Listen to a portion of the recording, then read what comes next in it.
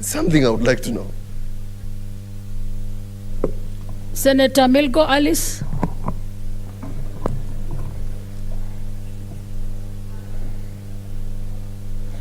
Thank you, Madam Speaker, for this chance to contribute to this important statement concerning identification cards. Let me thank Senator Dulo for bringing such an important statement.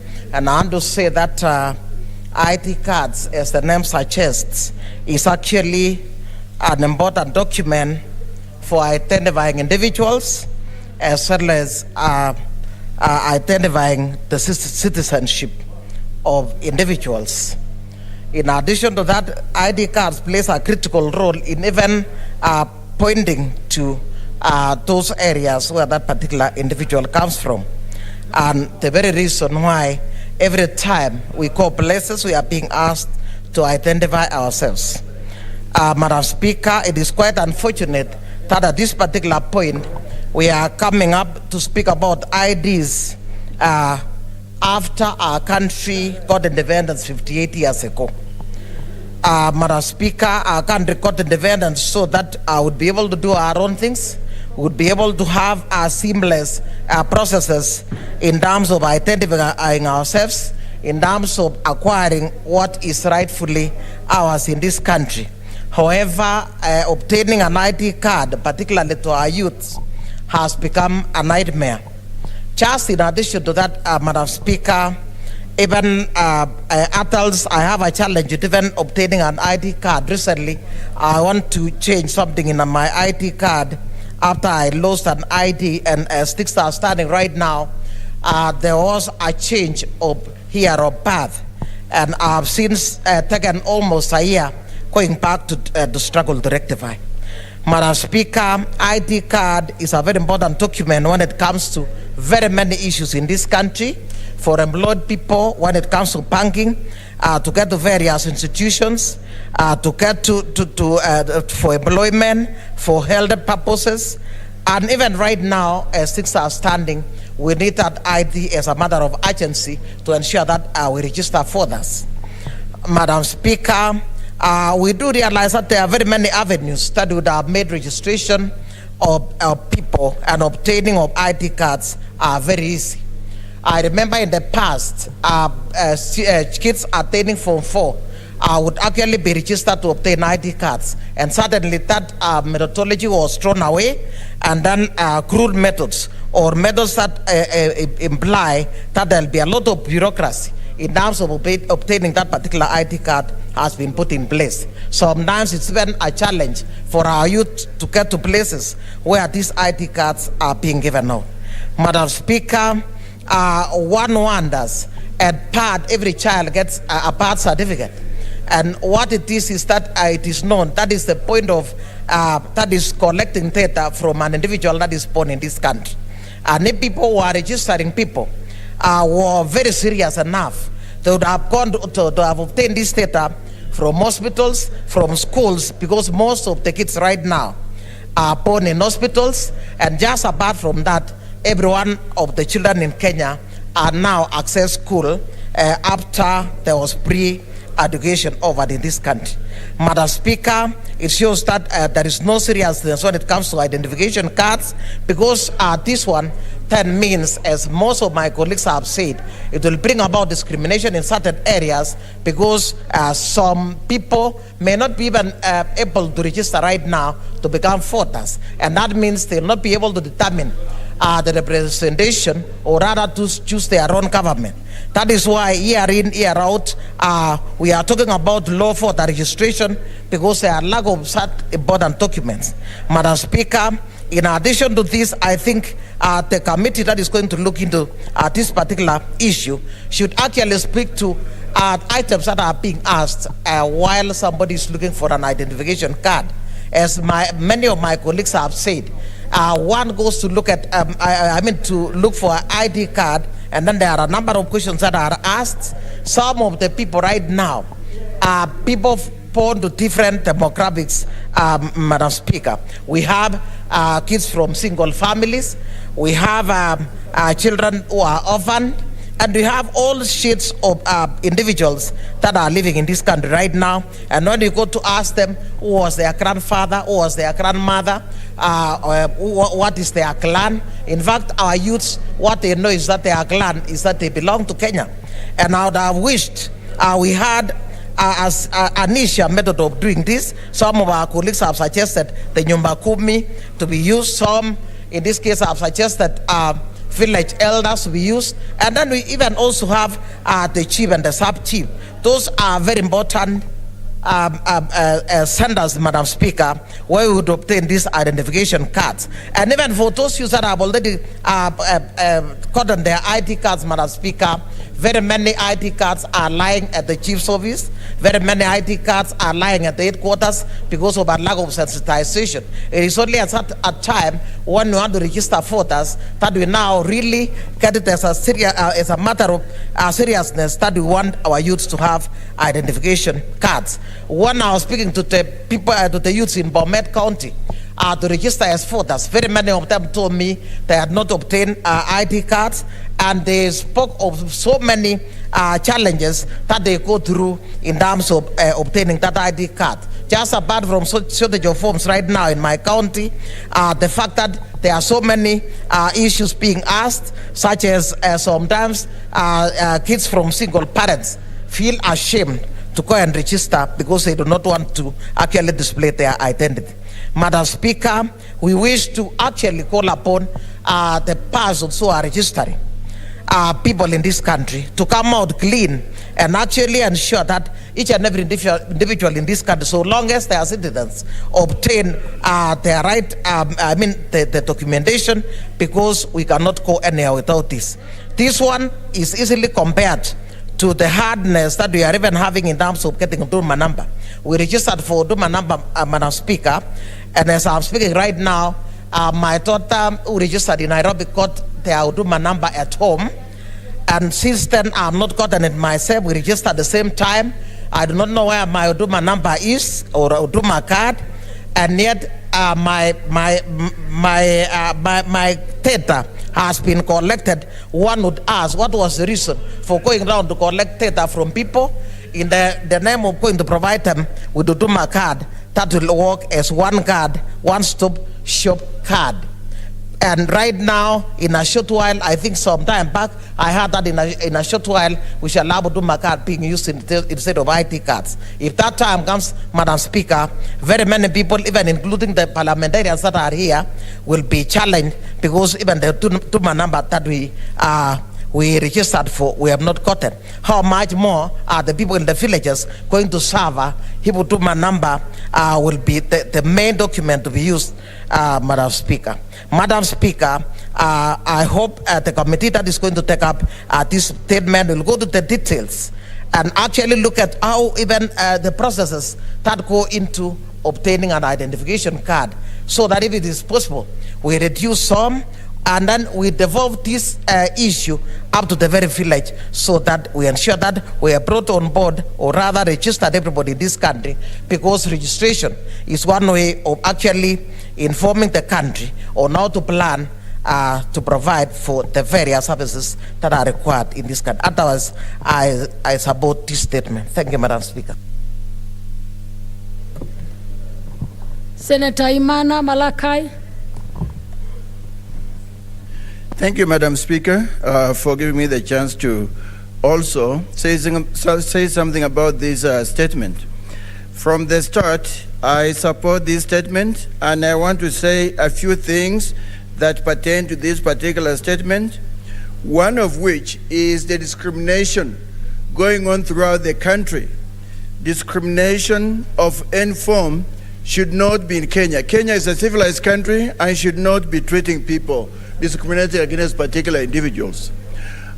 In my part of the world, or in my part of Kenya, people with Islamic beliefs are treated like second-hand citizens. They are not given their ID. As long as you say you're Muhammad or Isa or a name like that, then you are told now to prove your Kenyanness. But there are Kenyans of Islamic origin, or at least people who have Islamic names, who are wholly Kenyans. It is not true to say that only those born in Wajir, because Wajir is bordering an Islamic country, are the ones that get refused to have ID cards. In Turkana, we have a large refugee camp with a lot of Muslims, and not all those Muslims are foreign. And especially if they have stayed there for a long time, they have produced their own kids who are by law Kenyans. So that kind of discrimination should be removed so that people who have Islamic names should not be given a hard time just because they want identity cards. They too are Kenyans like the rest of us. Madam Speaker, the other thing that is connected to that is discrimination of particular groups. In this case, I mean the Turkana people. Turkana people live almost all over this Kenya. And if a Turkana is living in Baragoi or in Isiolo, Trans Nzoia, Baringo, any of these other counties, or Kilifi, they are asked to go all the way to Turkana to get their ID card. There is something called vetting, which is very ugly. Vetting a Kenyan in Kenya does not make sense. So when these people want ID cards, they are told to go to their mother county to have ID cards there. But those kids may have been born in Mogotio. Those kids may have been born in Kilifi. That is the only home they know.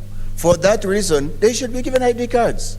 We've talked about this so many times, but nobody is listening. The chiefs in whichever places are actually breaking the law by telling those particular citizens to go back to their mother county to be given identity cards. That is not right. That is very discriminative, and that should stop. Madam Speaker, the other thing I want to say is by refusing people identity cards, many Kenyans actually do not have identity cards, and this affects elections. And this also affects populations of this country. You remember last year, we had a problem here with the formula. The formula was actually claiming that people, particular counties, especially in the northern eastern part, in northern Kenya, these people were few. They were counted as being few because they do not have identity cards. I can tell you for free that many Turkana people do not have identity cards because our people live naturally in their own homes, in the mountains, everywhere, and those who register do not get there. So you find adult people without ID cards. There is nobody that is making the effort to get these people registered. So when it comes to making big decisions, like now, how much money goes to Turkana? Now you're told, oh, there are very few. They're not few. These are probably over 3 or 4 million people. But it is just that they don't have ID cards. Even in a town like Lodwar, there are people who don't have ID cards because the process of getting ID cards is very complex and just annoying.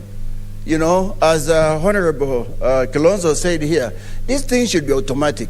When a child is born and is registered, when this child hits 18 years, ID cards should be going to this particular person, or their parents should be notified that your child is now old enough to have an identity card.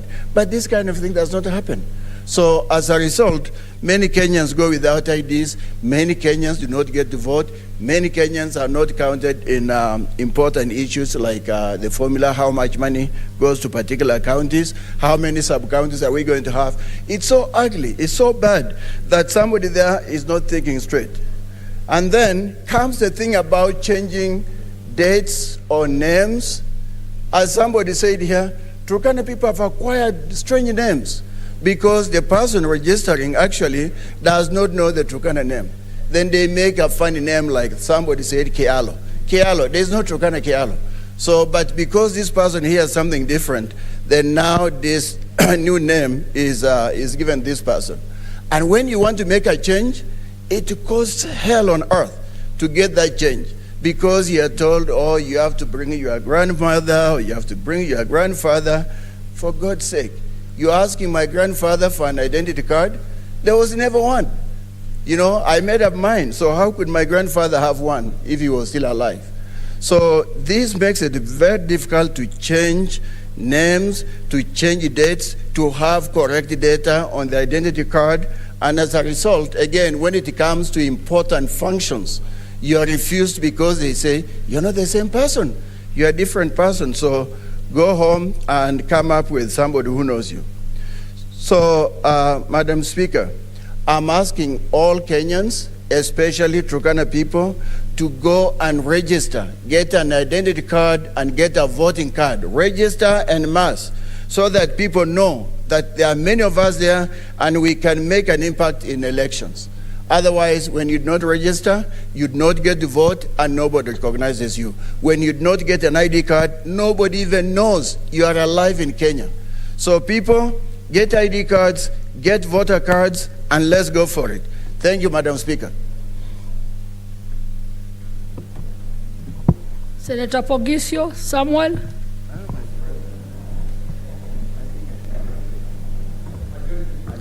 Madam Speaker, I want to thank you for the opportunity. Also thank Senator Dulo for a timely statement. Madam Speaker, any issue touching on identification is a national issue. It should actually be the concern of the state, Madam Speaker, that when a child is born, the tracking of that child from the age of 0 to the age of 18, it should really be government business. Being able to identify where they were born, so that at 18 you don't have to labor so much to get an ID. And this happens in developed countries, and I think we are developed or developing. But Speaker, I think with the current situation in Kenya where we have, we pride ourselves on being technologically apt and having networks, telecommunication networks, data networks, big data, we should be able, therefore, to process children when they are born so that there is a database for all children who are born. This is how we begin, and then we can then have at 18 no issue at all. When a child goes to Form 1 and they need a birth certificate, it should be available. Right now, parents have to go and pay money for birth certificates, start afresh as though the children were born on that day, because there is no basic data about that child.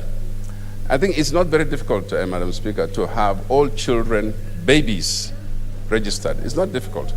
The problem is a lot of the babies are not born in hospitals, partly because in many areas where we come from, Madam Speaker, there are no places or facilities for the babies to be born. And even then, Madam Speaker, the traditional birth attendants in the villages are sufficient. They are they know what they are doing, and so the only problem is that they don't register those babies. So we need to train them so that they can register them. Coming back to IDs, Madam Speaker, and this is a very important mark.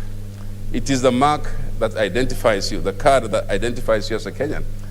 If you don't have it, you cannot have a passport without having this one. And so it's something that you need as a precursor to a passport.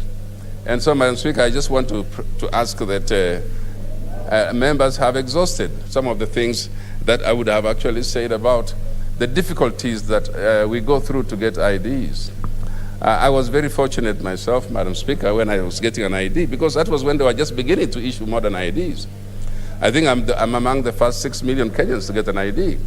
And at that time, the government was keen on issuing IDs.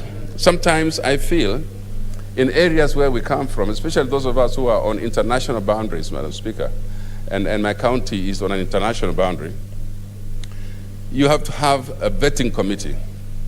And so some people are reluctant to go to the vetting committee because of the difficulties of being vetted. They ask you, for example, Madam Speaker, to bring the ID of your father or your grandfather, and which they don't have. They ask you, for example, that even me at my age asked me for my grandmother's ID, and I never saw my grandmother. And so these are some of the things that are difficult. And even then, IDs were not able to reach there. So I'm just saying that let us be facilitative in issuing IDs, not prohibitive. Let's be facilitative. Even if you are the one in the vetting committee, that vetting committee should be facilitative. If somebody says, so-and-so can identify me, and that so-and-so is a person known among the Nyumba Kumi, whatever it is, then that person is able to identify that person and should get an ID. I think any adult who has property, who has his cows, is married, has children, and he comes to say, I want an ID, surely what kind of vetting is more than the person and his resources? The person and his family identified already. And so I do believe that it is possible for us to simplify and make it easy for Kenyans to get an ID. Of course, there will come times when the security must come in to identify certain people, because there are people who also want IDs for wrong reasons. But those you can tell. Those you can tell. Those are easy to tell. Madam Speaker, I think one thing we must fight is the idea that there are people who might even want to become citizens of this country, who desire to be citizens of this country. And there are processes for them to become citizens. There should be no shortcuts, but people should be facilitated to become citizens, because this country is very attractive. And so for those, the laws are there. Our laws are very clear about how you become a citizen. But for Kenyans who are otherwise disadvantaged, Madam Speaker, because they did not go to school, and I'm saying this because I come from a place like that, where the majority of the people did not go to school. They did not go to the clinics to have their babies. And they don't know how to write records of when those babies were born. And so what do you find in most of our passports, Madam Speaker, today? It's very interesting. If you look at most passports, they will say every one of us was born on the 1st of January, but particularly here, because, I mean, some people don't even know when they were born. It's not important. Anyway, put the date, but at least give us the IDs. Make sure that we make it easy for our people. But Speaker, there is an interesting thing about our people, about our country, is that you need an ID for everything. You need an ID for everything. So if we need it for everything, it should be made available. Now, I want to urge the people, particularly the people from my county, particularly the people along the borders. We lined up along the Uganda border. Those are the people who don't get IDs easily because they have to be vetted. But those who have IDs, the ID is not just for you to keep in the house. The ID is required for voting.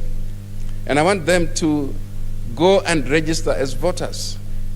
Because, having an ID by itself doesn't help. And I know our people sometimes just don't know where to keep the IDs, and so they lose them. But those who have IDs, or who know their ID number, whatever it is, should go and be registered. And alongside the registration of voters should be people who can replace IDs for people who have lost theirs. Because, Madam Speaker, you understand our people, they're pastoralists, they're nomadic. They don't have vaults, they don't have places where to keep these things, they lose them. But they know somebody must be there who can say, I know, you can replace his ID. Let's make it facilitative for our people. Let's not make it so difficult. So you'll find a lot of people who have lost IDs who are reluctant to get a voter's card. So some of us now who require people to vote will have a smaller registration of voters because of something called IDs. Because the ID is a human right. It's a right of a Kenyan. It is the identity of citizenship. Why do we make it so difficult for them to get that ID? Especially people whom we can know who they are. And so, Madam Speaker, a lot of the situations is that we have young people who turn 18. Half of them cannot register as voters right now because they don't have IDs. And so I want to urge you, those who have not registered as voters, if you have an ID right now in West Pokot or in the rest of Kenya, please do yourself a favor. Madam Speaker, voting is not because of us, politicians. I think Kenyans sometimes think they're doing us a favor when we ask them to go and register as voters. They think it's for our good. No, it's not necessarily for our good. It is for their own good. Because leaders are elected by those people. Bad leaders get elected. So if they're really good and they want to elect better people, if they want to give me their vote, for example, Madam Speaker, they should go and register now for their own good. And not for my good only, it's for their own good. And so, Madam Speaker, I want to say thank you to Fatuma Dulo for realizing that these are interconnected. The issue of ID card, the issue of voter registration is interconnected. And it's my moment to tell Kenyans, it is important for you to get your ID card. And if you must rush for replacement of that ID, somebody must make it facilitative and not make it difficult to get. Madam Speaker, I support. Thank you. Senator Zani, Agnes. An ID is a right. And I remember we had a motion on this some time back that read along these same provisions. It's been said, if a system is put into place right from the beginning at birth, the data is there. It's really a question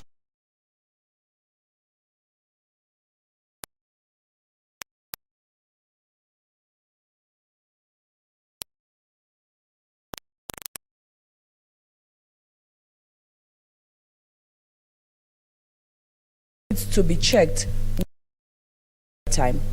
It's unfortunate that some people have to really struggle to get an ID. An ID is needed to do so many things, to get loans, to be able to vote, to be able to get employment, to be able to go to the university. And therefore, you're disenfranchising some people by having a very, very difficult process. This is one of the processes that should be automated. And Madam Speaker, you can find that somebody has so many documents. You have a passport, you have an ID, you have an Huduma card number. All those documents can be used to consolidate the information. If there's any vetting that needs to be done, it can be done earlier. This statement is going to go to the relevant committee, and I request that that committee does a thorough job across the board for all Kenyans, not just in one county, because this problem is there for all counties. I thank you, Chair. Speaker. Senator Murkomen, Onesimus.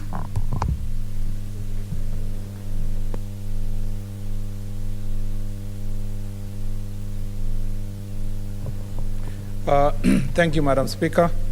Madam Speaker, I want to thank Senator Dulo for coming with this very important statement. I think we need to go beyond just making the statement for the sake of the statement. We need to think, because most of our colleagues have described the problem, and the problem is real. If you go for border counties and especially the marginalized areas in the north, the problem is that many people will never get ID unless they are vetted and re-vetted. There is, in essence, there is a class of citizens in this country who are considered to be likely. The presumption is that they are Kenyans unless proven otherwise. But there is a class of citizens in this country, especially if you go to Mandera, Wajir, Lamu, Tana River, Marsabit, Turkana, West Pokot, and even some parts of Kuria, where the presumption is that you are a foreigner unless proven a Kenyan. And in these counties, it becomes very difficult to get identity card. And I would understand the situation as it was in the 1960s. It would make sense, because we are a new nation, to worry about the possibility of infiltration by non-citizens in the country. But Madam Speaker, I wonder, in the year 2021, way after the advent of technology and use of data and collection of information codified in the form of data, that up to now, we still want our citizens to be verified manually by a committee that sits haphazardly without any organized structure of sitting. I don't know what's the situation in Kajiado, where you come from, because you're also bordering Tanzania. I would suppose it's the same. It's the same in Taita Taveta. I actually have a testimony that one of the students who was in a high school, when they went to get the ID, and is from my county, the student was told, no, you cannot get your ID in Kericho, where he was a high school student, where he was schooling, because you are closer to border county. Apparently, because we are so close to West Pokot, that you have to go back home to go and get your ID so that you can be vetted. So this process is actually barbaric and archaic. And the question I ask myself is, what can we really propose? I think the first thing is, by law, to make it mandatory that every child, before they go to baby class or class 1 or grade 1 now, that they get a birth certificate. And that birth certificate be recognized as the official document of registration. So that if you are going to be issuing these IDs, then these IDs become over and above, but the original document that citizens should rely on is their birth certificate, and which must be presented to every citizen, whether they were born in a hospital or born at home, because the challenge we still have is that so many people are still giving birth at home without being able to go to any health facility. I really feel very bad, because if you go to the northeastern counties, it's even worse, because the stigma that is there and the perception everybody has, even in Nairobi and other places, is that if you come from northeastern, you can't get an ID in Nairobi if you live in Nairobi, or if your descendants came from the northern part of the country, you have to go back to your county to be vetted, even for children that barely know exactly their relationships, their relatives where they live in that part of the world. Number two, we were lied to, Madam Speaker. Sometime 2 years ago, I think we were told that we were going to have Huduma number. And the single most definition of a Huduma number that was given to citizens is that we were told the single source of truth. Now the reality is that that Huduma number has ended up being the single source of lies. Because up to now, we cannot tell exactly why we spend that amount of money to get Huduma number. Yet we still go back to ID. We were told that it will integrate everything, including your ID, including your medical, including your driving license. But Madam Speaker, I still went to apply for my driving license a month ago. I had to do it separate from my ID. I still have my NHIF card. I still have my insurance card. So we've become a country of basically lies, because we were told that this document was going to consolidate everything we want. And as we speak at the moment, I think, Madam Chair, it will be a scandal of monumental proportion when it will be properly unveiled. The Huduma number process and the product and the resources applied is a serious scandal that we must, as a House, take the responsibility at the moment, as we discuss this issue of ID, to find ways of holding the state accountable, to tell us exactly what was this Huduma number. First, I haven't even received this Huduma number. Number two, it has not cured the disease and the problem we were facing as the people of Kenya. I think that is the first. Number two, we need now to think beyond just asking a statement like Senator Fatuma Dulo has asked. Can the relevant committee or Senator Fatuma Dulo, being our deputy majority leader, can she, in a personal capacity but also in a position in leadership, work with her committee in security to develop, Madam Chair, a bill that will make it mandatory that birth certificates are given at a local level and IDs are given at a local level. The problem we have at the moment, particularly where IDs are seen as very important tool of election for registration for elections, is that there is a skewed process of expediting the IDs. In some areas, the IDs are provided and facilitated, and people are assisted to get IDs. In some other areas, you don't get it. What that means is that it ends up disenfranchising many citizens from some parts of the country, depending on the powers that be who are in control at that point in time. Those people are not going to vote, and most of them are young people. By the way, Madam Speaker, those young people are supposed to be represented here by two young people. One of them was appointed the other day. I've never even seen him in these chambers say anything about young people. And so the issue we need to deal with is to deal legally with the requirement that certain amount of resources be given mandatorily and some level of autonomy be given to District Registration Bureau, so that that bureau is required to achieve certain level of targets. And then we as leaders, if you come from Mandera County or Elgeyo Marakwet County or Turkana, you don't have to come to Nairobi to look for people to go and register your people there.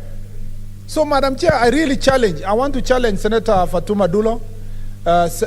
Incidentally, Senator Pokisho, Senator Fatuma Dulo, and Senator Faria, Madam Speaker, are three out of 4 in the majority side of leadership who come from the most affected counties in the Republic on the matters of ID. And I wish Senator Faria would focus more on this issue than the way she focuses on this reggae business. She would help more people in Wajir, Madam Speaker. She will be more concerned if she can take that as her most single achievement as a nominated senator. she's probably going to make a difference in Wajir County and assist the people of Wajir to be part and parcel of decision making in the Republic. Some intervention from Senator Faria. Thank you, Madam Speaker. Is the senator in order to discuss 4 senators without any substantive motion? I thought that was against the standing orders. I thank you. And one of them is not even in the House, being discussed about the youth. So I think that is unfair. There is no substantive motion for him to come and defend himself, so he shouldn't be discussed. And myself, Senator Dulo, and also the majority leader. By the way, thank you, Madam Chair. By the way, Senator Bokisho will never complain because he has gone through this problem. And he knows that if he has to campaign, he will campaign both in the Kachaliba part of Kenya and cross over to Uganda to campaign. And that's a fact because our citizens operate from, in fact, jokingly, I can say that for many years, Senator Bokisho was chased from this house. He told me, if I still remember right the story, because somebody concocted a story that he was not Kenyan enough since he had relatives on both sides of Kenya and Uganda. So these are real issues. It is true why Senator Fatuma brought this statement is because this problem is worse on the northern part of the country. It is a serious problem. And I believe that through their remaining short stint in the leadership of this House, Madam Speaker, they can take advantage of this opportunity. Order, Senator Murkomen, kuna hoja ya nidhamu kutoka kwa Senator Madzayo. Asante Bispika. Bispika, unaweza kuona ya kwamba kiongozi wa walio wengi ndani ya bunge la Senate amenyamaza, na ndugu yangu Murkomen, seneta wa Elgeyo Marakwet, seneta mshupavu sana, amesema ya kwamba ni Mheshimiwa Pogisho mwenyewe, Seneta Pogisho, seneta wa West Pokot, aliyeweza kumweleza ya kwamba yeye si Mkenya halisi. Kwa hiyo nataka kuuliza, je, kama matamshi kama hayo yako ndani ya bunge la Senate, namuuliza ndugu yangu Pogisho, yaliyosemwa na Seneta Murkomen ni ukweli ama si ukweli? Asante, Speaker. Madam Chair, first let me start by saying I did not Another say... intervention by Senator Pogisho, maybe umechokoza nyuki. Madam Speaker, I just wanted to inform Senator Murkomen that, and he said it correctly, that other people are the ones who said that, not me. That I'm so Kenyan that I was among the first 6 million Kenyans to get an ID. And that there should be no doubt at all that I'm a Kenyan. Thank you. Madam Senator Chair, Murkomen. I have never doubted the Kenyanness of Senator Pogisho. It's only that someone raised some doubts 34 years ago. And I want to tell Senator Madzayo to remind himself that 34 years ago, Senator Pogisho was in this chamber. And he was unceremoniously removed from this chamber 34 years ago. So it's not a joke when I say that he understands the problems. And the truth is that the Pokots who are pastoralists do not know international boundaries. They only know that they have relatives on the other side of Uganda and they have relatives on the part of Kenya.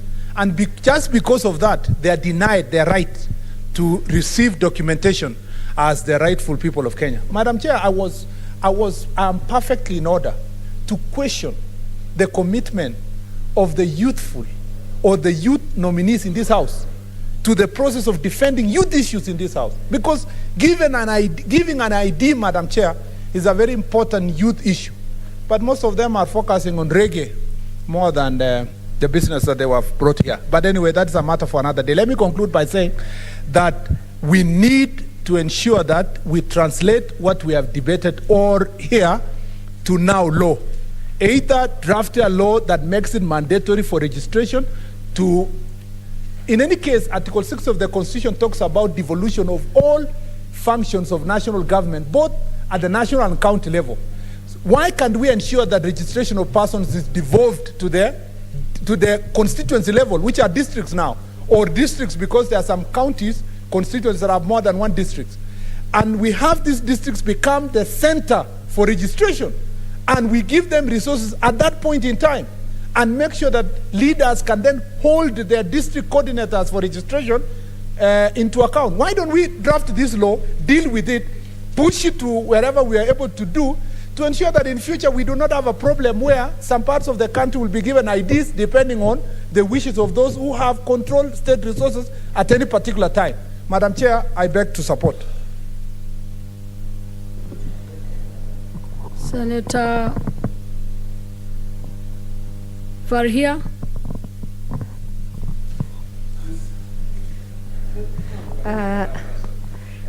Thank you, Madam Speaker. As we were doing our reggae, Senator for Murkomen was tangering, so it is even. So let him not let him not attack us for supporting whoever we support as a party. Madam Speaker, the other issue is in terms of if you want to discuss a senator, please also provide a substantive motion. That is what the standing orders require. Madam Speaker, the other thing is the pastoralists are normally disadvantaged twice in terms of ID cards. First of all, when they census, most census, the counting only happens in centers. Nobody goes to the pastoralists in wherever they are as part of their movement. Nobody follows them there. So at any given time, any county with a pastoralist, I'm sure including yours, is normally understated. Then the second, is just disadvantageous twice. And then when it comes to the ID cards, not only are those ones denied ID, even the ones who are in the settlement, like in my county and many other northern Kenya counties, those are the only places where there is thorough vetting compared to other places. And then even when they go through the vetting, they have been identified at local level that they are Kenyans. 1 year down the line, the ID still lies in the headquarters here. Like I have around 8 people who've reached out to me that their IDs have been processed at local level, and they are stuck at the headquarters for now 1 year. So, Madam Speaker, there is a legitimate concern raised by Senator Dulo. And Senator Dulo, she's normally, she brings a lot of statement to this house that concerns her county. So I thank her for doing that kind of work. The Isiolo people are overrepresented in this county. You will think that they have 5 senators in Senator Dulo. And then, Madam Speaker, the other thing is there is somebody who is born in Kenya. The parents have IDs. This person was even born in hospital. And when now they want to get IDs, the parents' IDs, everything is there. Some funny person can say, I don't know this person. Unless they want to put a DNA test as part of the verification process, which now ensures that this is so-and-so is the parent of so-and-so, short of that, then surely if your parent has an ID, you should automatically get an ID without any problem. But in where I come from, still that problem exists. Another problem, Madam Speaker, is that there are some people who are in refugee database with an ID card. It's not that they don't have an ID card, but they went to the refugee camp. Sometimes when you're hungry, you just go where the food is. The refugee camp, there are some people, people are given food rations and stuff like that. So they feel they are more advantageous being part of a refugee and not. They go and get food rations from there. Next time they are told you're in the database of refugee, and therefore your ID, if you get lost, if your ID gets lost, then you can't get a replacement ID because your data, your finger, they say your fingers have been captured, the fingerprints have been captured in the database of refugee camp. What they should check is whether you got the ID first or you went to the database first. And those who have been verified that they got their ID first with justifiable reason that they went into that, then surely they should get back their replacement card, and if they wish to be out of the database, they should easily be removed. And then the other issue, Madam Speaker, is that there are people who have been in Kenya so many generations. And even when you want to go to Hajj, for example, and you want to apply for a passport, there are people who stay in this country, like, miss going to pilgrimage because they don't have a passport. And this can happen even, 2-3 times you don't get a passport because, it takes a longer time. I don't know what happens if you're somebody who looks like me, if you go to Nyonya house to get ID card, passport, something just goes wrong. So, Madam Speaker, I think it is unfair. It's only fair if you are a Kenyan that you should get treatment that is equal to every other Kenyan in this country. And therefore, people should not be discriminated. And I also wish to join my majority leader in urging Kenyans, especially the youth. The youth have always complained of being underrepresented in parliament, in whatever leadership position that is elective. What they need to do is they need to get ID cards, and when they do, they need to get voters cards so that they can elect themselves. Similarly, I urge women out there also to register as voters, so that we can get the 2/3 gender rule without having to struggle that these men are doing us a favor by not passing by passing the gender bill. Like gender bill, as you are aware, Madam Speaker, I have sponsored a bill on 2/3 gender rule from 2018 up to now. It has gone nowhere. So, Madam Speaker, I am asking the women out there, please register as voters.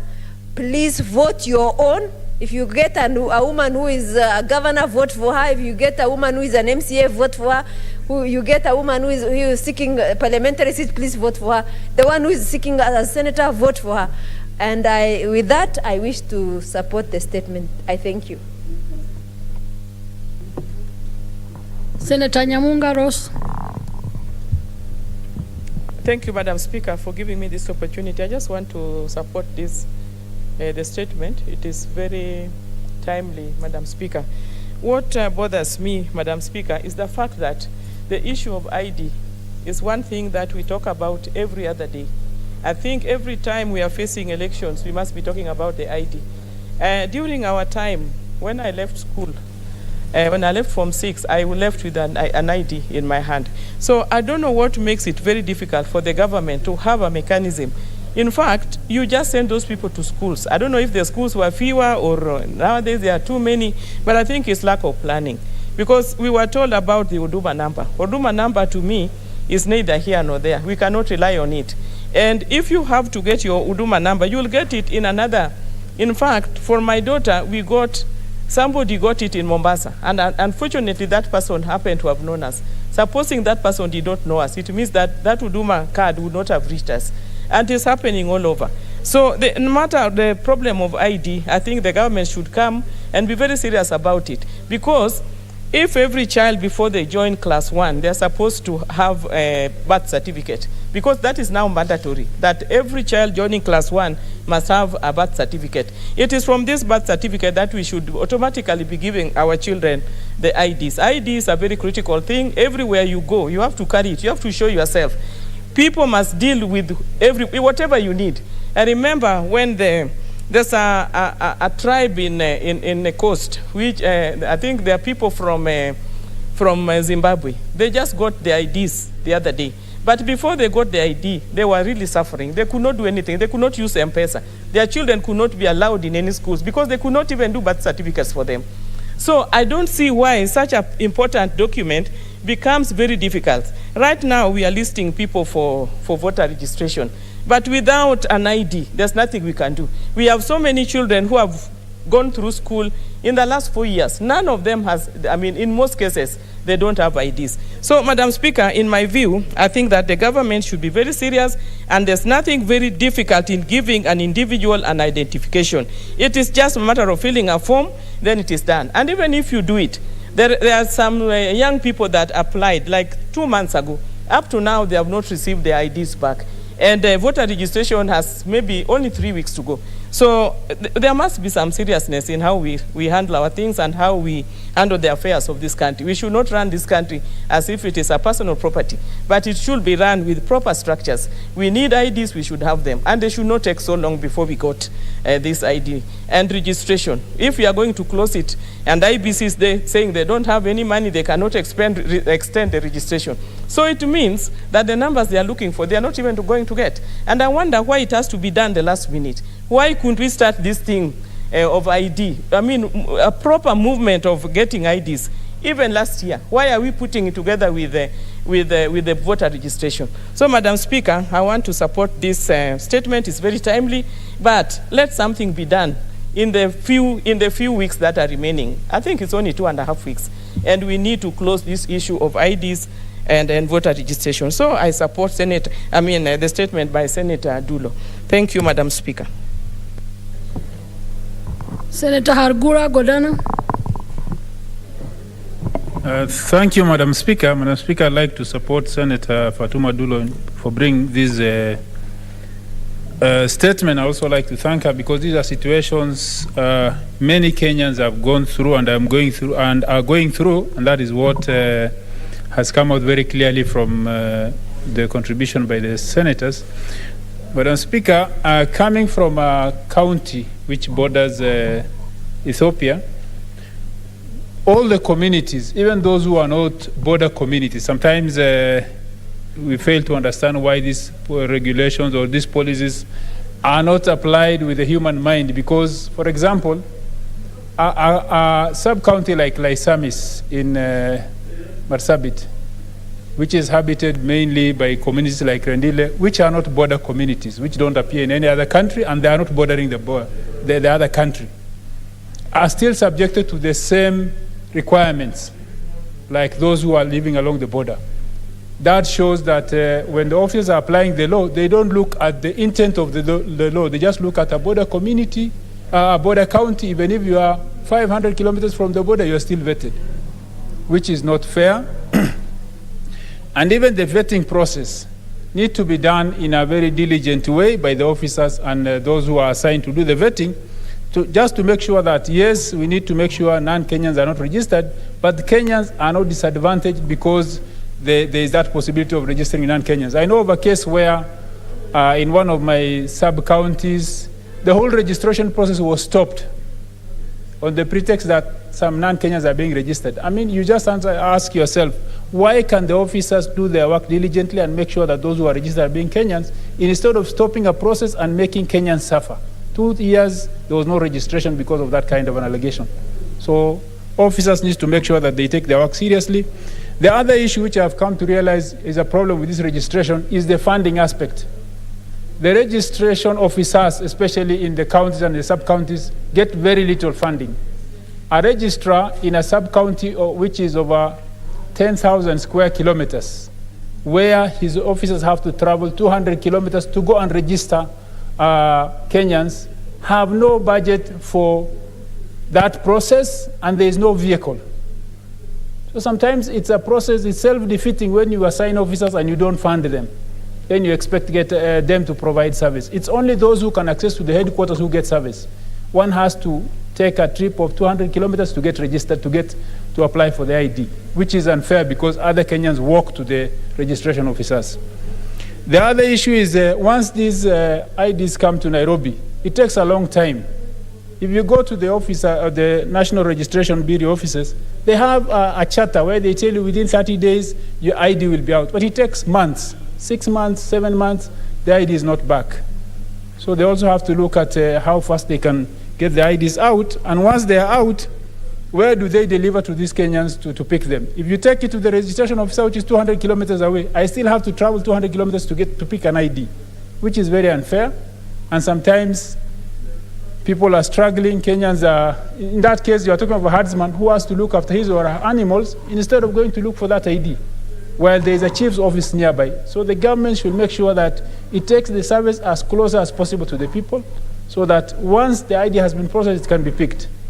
The other issue is the staffing aspect, which I find it also to be a problem.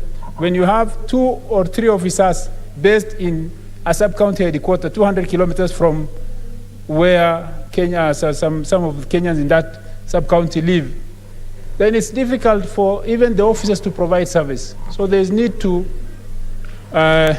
devolve further to maybe the former divisional headquarters, which are closer, or even as far, but maybe you do your program, they do their program at the chief's level, which is location. That way, we can be assured that we're going to get this service. But you'll realize in the past 5 years, maybe it's only done, maybe it has been done in my area, I know maybe twice, or in some area even once. So how many Kenyans since that time have qualified to get IDs? And some documents people are talking about birth certificates and all that don't exist in parts of this country where people are nomads, and the nearest facility which gives the birth certificate documentation is the registrar, who is based at the county headquarters, 600 kilometers, 500 kilometers from where you are. In fact, it's recently because of the education system requirement that parents have to take that trouble, that before the child is registered for class 8 exam, they have to look for the ID, the birth certificate. That is when now it becomes a problem. Otherwise, it was not even there, and the structures of providing even these documents are not there. So, Madam Speaker, I'd like to support the statement and urge the committee concerned to make sure that we look very elaborately into the systems of issuance of IDs in this country, because as it has been said clearly, IDs for a Kenyan is each and every, you require it for each and every service, but that ID getting has not been streamlined. Kenyans are not experiencing the same level of service in terms of accessing the ID, so there is need to make sure that this document is easily and freely accessible to Kenyans at all levels. Thank you.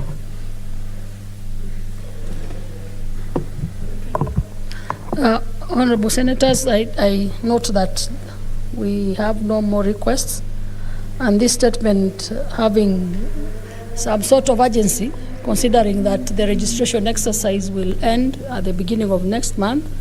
It is therefore directed to the Committee on National Security, Defense and Foreign Relations, and the committee to report back within a week, so that then the rest can be done before the expiry of the voters' exercise.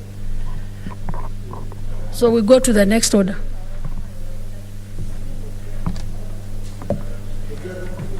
Yes. Senator Ochilo, you have an intervention. Madam Speaker, I'm not an expert on these gadgets, but I've been sitting patiently here, hoping that my gadget would reveal me to you. I've just learned with a lot of sadness that I have been invisible to you in your gadget, and that's very sad. Yes, there were no more requests from I am the one who my screen. Mine indicates, and that have been. I am surprised that the intervention has shown, but not your request earlier on. But let's give you a few minutes to ventilate. Thank you, Madam Speaker. You do not know how I am celebrating this opportunity. Madam Speaker, my county is a victim of failure to issue IDs. My people are similar to the people in Tanzania and the people in Uganda. And more often than not, they are treated as Tanzanians and as Ugandans. When you go to Kuria East and Kuria West, we have 4 communities: the Buireges, the Bakiras, the Nyabasis, and the Lenchokas. They are treated as Tanzanians because they have similar clans in Tanzania. Madam Speaker, you remember that several years ago when Jaramogi Oginga Odinga was running for presidency, some people declared him a Tanzanian because he belonged to a clan called the Abasakwa clan. I also belong to that clan, so even my clansmen are being suspected to be Tanzanians. Yet, myself, traced to several generations, are Kenyans and were born in Kenya. Maybe some people several centuries were in another country, but we have all been here. So this issue of ID, issuance of ID, is a challenge everywhere. With my prominence and my visibility in Kenya, my daughters could not get it in time. I had to intervene. You can imagine the daughters of Dr. Ochilo Ayako couldn't get IDs. Now the daughters of somebody else who is not me, they would be in serious trouble. So, Madam Speaker, this statement is a legitimate statement. It's a statement from a patriotic Kenyan who understands the problem that our people face. The people of Migori County are 1.3 million people. The people of Migori County who has registered as voters are 388,000. If you go by demographic tendencies, if you look at them, half of them should be having IDs and eligible for registration. When you do not see them, half of them being registered as voters and half of them not having IDs, you begin to ask yourself questions. Why is it that they are not getting IDs? And that is not for them to answer. That is for government to answer. And the government does not seem, at least in the past, not to desire does seem not to desire to answer that question, because it appeared to have been a question that if it was correctly answered, then TLL Atibim party would be the ruling party in Kenya. So, Madam Speaker, this is a question that for all Kenyans we must get an answer. Let's get an answer why my people in Rongo are not registered, my people in Awendo, my people in Nyatike, my people in Kuria. And Nyatike has two sub-counties, one sub-county bordering Tanzania. Suna West also has some other sub-counties. Our young people, it has lately been made compulsory to be acknowledged by Ministry of Education as being students. They must have birth certificates. And they have birth certificates, and Ministry of Education is using that statistics to allocate resources to them. When they just reach the voting age, I do not know what becomes to their legitimacy as Kenyans. So why can't the ministry just find out, or the responsible ministry just find out where these Kenyans who had just enrolled in class 8 and transitioned to fourth form, find out where they are and give them IDs. Why do people have to beg? Why do we have to say that it's expensive? When it's primary school, we find them, the populations are there. When it is secondary schools, we find them, the populations are there.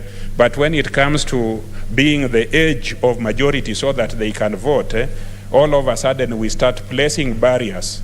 The courts in Rongo, Migori, Kihancha and other places are packed with the cases of failure to register, not having an ID. That's the kind of crap people are arrested for daily, and the police all over the nation, not just in Migori County, in other counties, are making a kill out of it. They have something they call Black Maria, and Madam Speaker, that is also very common in Kajiado. And when you see that Black Maria, if you don't flee for your life, then you might end up spending hours of inconvenience at the risk of COVID in some dingy place called a police station.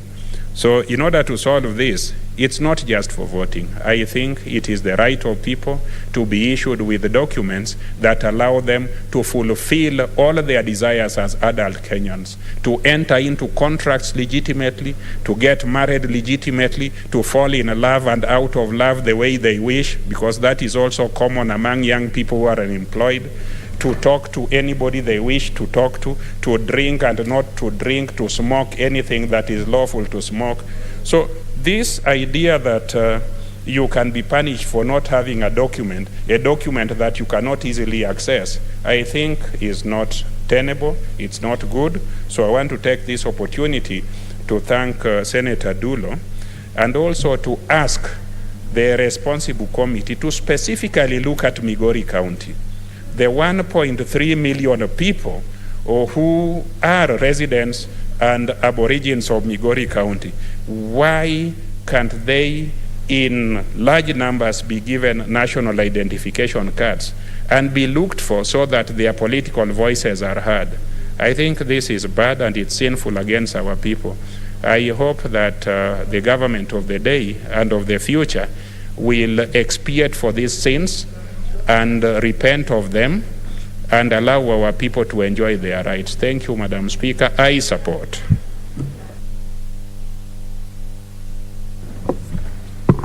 So as earlier indicated, it is directed to the Committee on National Security to report back in a week's time. Senator Outa was present, and I hope he has taken note. So we move to the next order. Order number 8, motion, adoption of the report of the Sessional Committee on Delegated Legislation on the Public Finance Management Equalization Fund Administration Regulations 2021 and approval of the Public Finance Management Equalization Fund Administration Regulations 2021.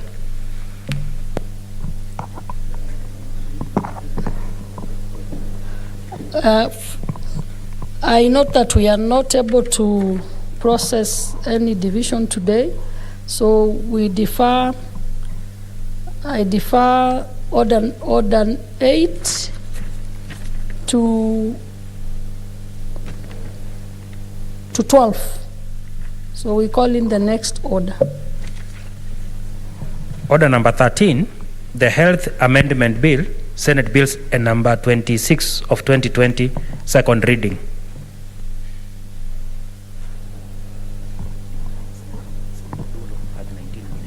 Senator Dulo, you had 19 minutes on this one.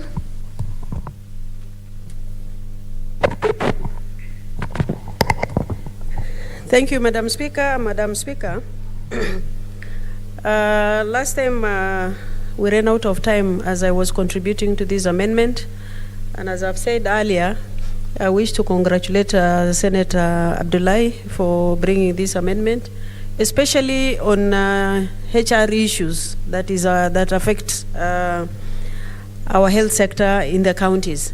Madam Speaker, as I've said earlier, I remember in the last Senate, we discussed the issues of standard that should be returned back to the national government, simply because the standard in the counties have really gone down. And this is something that we seriously need to look into it. It was a good thing to have health devolved. But I think with the kind of situation, especially on HR and so many other things that are happening on the ground, Madam Speaker, we really need to look into this issue of HR. You will see, Madam Speaker, in most of the dockets that are run within the hospitals, the standard is not kept, number one. Number two, HR is also a thorny issue, because you will find that in some of the dockets that are headed by people who are not professionals in that field, which clearly compromises the situation in those health sectors.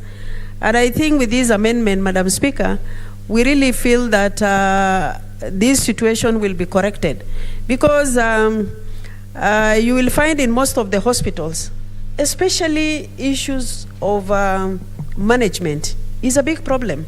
And especially during this time, even when we had COVID, Madam Speaker, you will see that the situation is very bad, because we don't have experienced people running in those hospitals, especially at the county level, as far as management of patient is concerned. And I think unless we sort out the issues of HR, Madam Speaker, we are going to have challenges. Issues of salaries, you will find that there's so much problem in the counties. We've seen several counties appearing before the Public Accounts CPI Committee of the Senate. You will see that there are recruitment of casuals in those hospitals without knowing even what they are going to deliver in those positions that are created. Wage bill is rising in health sector without healthcare services actually improved in those hospitals. Community health workers, in some counties, especially my county, health workers were actually recruited, CHVs. But you will see that there is no proper supervision, Madam Speaker, and these people are actually on record. Madam Speaker, I believe with this amendment of HR in Health Act, it's going to really help us solve the issues of health sector within our counties. Madam Speaker, especially even on the AIE, you will see that some of the counties, they're generating a lot of revenue, but the revenue generated goes to the county headquarters, while that money should be actually kept at the hospital to run the emergencies, and also to make sure that the small issues that they need to handle are handled at that particular level. We have encouraged county government actually to come up with the funds at the county level, but unfortunately most of the counties, they don't adhere to the advice by the Senate, and that would have actually improved service delivery in our counties. Promotion in the hospitals and in the health sector, it's normally actually based on who is politically correct and who is not politically correct. And that is very wrong. Staff are demoralized, medics are actually demoralized. Most of them, they feel actually disfranchised in those positions at the county level. There is no in-service course as far as members of staff are concerned, Madam Speaker. I believe if we actually approve this particular amendment, it's going to help our counties and to ensure that we have taken care of the health sector in our counties. Madam Speaker, issues of procurement in the hospitals. You will find that there are people who are put in those departments that they don't know anything about health procurement, and you end up that people are procuring products that are even not useful in some of the hospitals. And this is actually the challenge that we face in most of those counties, and I believe this has to be corrected, Madam Speaker. I know that in government has actually pumped a lot of money in health sector, and even you will see the bigger chunk of budget in the counties goes to health sector. But unfortunately, Madam Speaker, we don't get proper service delivery. And unless, Madam Speaker, we take care of health care in our country, we will not have a healthy population in our country. We'll get a lot of diseases that are actually supposed to be treated, and people get out of it. But unfortunately, you'll see that people don't get service delivery in our counties. This is a matter that is affected by HR in most of our counties. I know a county like Isiolo, you will see that people travel all the way to Meru, to Chuka, to look for service delivery. And some of them, they even come all the way to Nairobi. I know we had an issue with the MESS project where a lot of issues should have been resolved, but unfortunately we didn't get it correct. And I know we established an ad hoc committee in this house. Unfortunately, the report of the committee was shot down. But we must get correctly as far as health is concerned in this country. Unless we do that, then we are not helping our people in those counties. I wish to stop at that, and I thank Senator Abdullahi for bringing this amendment. And I'm sure this has touched him because he's a health medic as far as his profession is concerned. I remember one of the reasons why they removed the governor of Wajir, is because of health issues that actually affected Wajir County. We've seen the governor appeared before us today. They seem to be doing a bit of improvement in that area. But I think with the support of Senator Dr. Ali, if they work closely with his governor, they will be able to improve health sector in Wajir County. And I wish to thank him for bringing this amendment. Madam Speaker, I support. I thank you.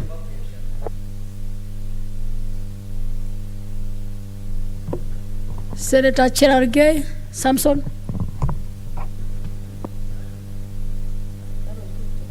Thank you. Madam Speaker, thank you. From the onset, I want to thank Senator Dr. Ali for this wonderful proposal. I think by wide and large, according to my colleagues, and it is in the public domain, that that the main problems we face in counties, apart from the lowest standards of health in terms of facilities and client service, Madam Speaker, is the chaotic handling of human resource, especially of our nurses, Madam Speaker. Madam Speaker, last year I've had a privilege on several occasions even to present petitions before this House on behalf of Kenya National Union of Nurses and many other unions that are part of the human resource and fighting for the most of the issues that have been captured, Madam Speaker, concerning the health professionals in this country. I think one of the professionals that is misunderstood in this republic, Madam Speaker, especially by governors and county governments, is the health professionals, Madam Speaker. And you remember even there was push and pull where there was even creation of National Health Commission. People were proposing that. But I think on this advisory, it will be able, you know, when you go to counties, other counties are firing their staff, others are rehiring, others are intimidating them. So I think with the creation of this Kenya Health Human Resource Advisory Council is very important, because it will only, and you know, Kenyans should understand, Madam Speaker, that this advisory is not only about remuneration, salary, emoluments, and allowances. It's also about the welfare. We have known before that, especially the onset of COVID, there was even some issues where health workers were complaining, being the frontline workers, the issue of vaccination, which fortunately has been done, the issue of provision of PPEs, protective equipments, protection equipment, especially with the onset of COVID, Madam Speaker. And all these issues have been at the table where most of the health professionals have been complaining about the working environment. And I think as a country, it has reached a point, Madam Speaker, where we need to agree. So by and large, it is not only, and I want to thank, and another critical point, apart from welfare, issues of salaries, allowances, and many others, good working environment, Madam Speaker, there is also this intercounting. And you are aware, at least among the 290 constituencies, if you go to every 290 constituencies, you must, every MP, member of National Assembly, is constructing Kenya Medical Training College. It means that, for example, in Nandi, we have around 3 branches of KMTC, or 2, one in Mosoriat, another one in Aldai, Madam Speaker, in Kaptumo sub-county. And you can realize within no time, some counties will have more staff than the others. And therefore, when you talk about inter-county transfer of healthcare professionals, you realize that some counties do not have specific professionals, like maybe doctors, like gyna, pediatrician, among others, nutritionists who can advise especially issues of children, Madam Speaker. I think it has been captured. And then from one level of government to another, you remember, Madam Speaker, when you are seconded by national government, a new governor comes, they don't like your face, you become redundant, you can't go back to the national government. So I think from where Senator Ali has come, it's very critical that he has tried to encapsulate. And it is good that the incoming Murang'a governor is here, and he should be taking notes, because we don't want to see the chaos that we have seen with the health workers, especially him becoming the governor of Murang'a. And I don't know whether he has met some people in hotels.